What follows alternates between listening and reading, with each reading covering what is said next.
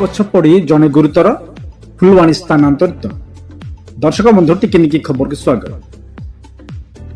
ଭୋଜି ଭାତ ପାଇଁ ସମସ୍ତ ପ୍ରସ୍ତୁତି ସମୟରେ ଏକ ଅକାଳ ଦୁର୍ଘଟଣା ଘଟିଛି। କେହି ଭାବିବା ପୂର୍ବରୁ ଚାହୁଁ ଚାହୁଁ ବିନା ପବନରେ ବିରାଟ ପଣସ ଗଛ ଜଣେ ବ୍ୟକ୍ତିଙ୍କ ଉପରେ ପଡ଼ିଯିବାରୁ ଜଣେ ଆହତ ହୋଇଛନ୍ତି।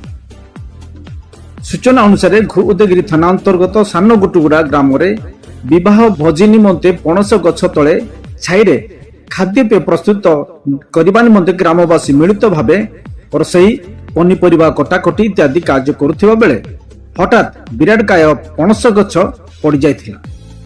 ଏହି ସମୟରେ ତଳେ ଥିବା କିଛି ଲୋକ ଭୟରେ ଦୌଡ଼ାଦୌଡ଼ି କରିଥିଲେ, ହେଲେ ଉକ୍ତ ଗ୍ରାମର ରାମ ପ୍ରଧାନ ନାମକ ବ୍ୟକ୍ତି ଯାଇପାରିନଥିଲେ।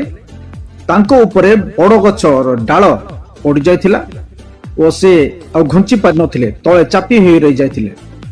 ତୁରନ୍ତ ଉପସ୍ଥିତ ଲୋକ ସମସ୍ତେ ଗଛ ଡାଳ ଟେକି ତାଙ୍କୁ ବାହାର କରି ଅଗ୍ନିଶମ ବାହିନୀକୁ ଯୋଗାଯୋଗ କରିଥିଲେ ଓ ଅଗ୍ନିଶମ ବାହିନୀ ଘଟଣାସ୍ଥଳକୁ ପହଞ୍ଚି ତାଙ୍କୁ ଉଦ୍ଧାର କରି ଉଦୟଗିରି ଗୋଷ୍ଠୀ ସ୍ୱାସ୍ଥ୍ୟ କେନ୍ଦ୍ରକୁ ଆଣିଥିଲେ। ସେଠାରେ ତାଙ୍କୁ ପ୍ରାଥମିକ ଚିକିତ୍ସା କରିବା ପରେ ଅଧିକ ଚିକିତ୍ସା ପାଇଁ ଫୁଲବାଣୀ ମୁଖ୍ୟ ଚିକିତ୍ସାଳୟକୁ ସ୍ଥାନାନ୍ତର କରାଯାଇଥିବା ସୂଚନା ରହିଛି। ତେବେ ତାଙ୍କର ଜଙ୍ଘର ନିକଟରେ ଦୁଇଟି ଗୋଡ଼ ଗୁରୁତର ଭାବେ ଆହତ ହୋଇଥିବା ଦେଖିବାକୁ ମିଳିଛି। ଦର୍ଶକ ବନ୍ଧୁ ଟିକିନିକି ଖବରର ଅଧିକ ଅପଡେଟ୍ ପାଇଁ ଟିକିନିକି ଖବରକୁ ସବସ୍କ୍ରାଇବ୍, ଲାଇକ୍ ଓ ସେୟାର କରିବାକୁ ଭୁଲିବେ ନାହିଁ।